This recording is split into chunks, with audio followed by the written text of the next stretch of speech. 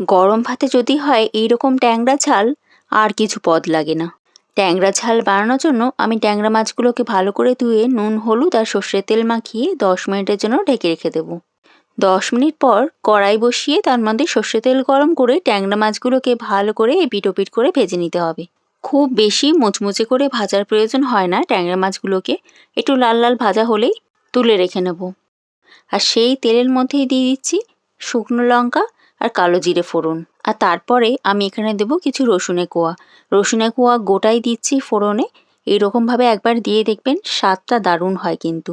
আর তারপরে শুধু আদা বাটা, 1 চামচের মতো আদা বাটা দিয়ে ভালো করে নাড়িয়ে চাড়িয়ে দিয়ে দিলাম টমেটো কুচি।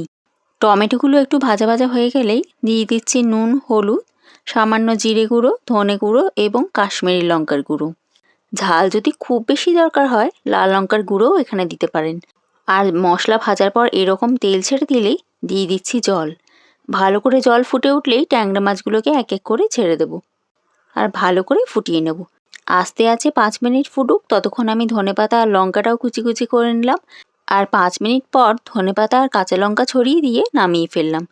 গরমকালে যখন দুপুরবেলা রান্না করতে ইচ্ছা করবে না, 10 মিনিটেই বানিয়ে ফেলতে পারেন এইরকম ট্যাংরার ঝাল। গরম ভাতে এইরকম ট্যাংরার ঝাল হলে আর কিছু লাগে না। আপনাদের কি মতামত?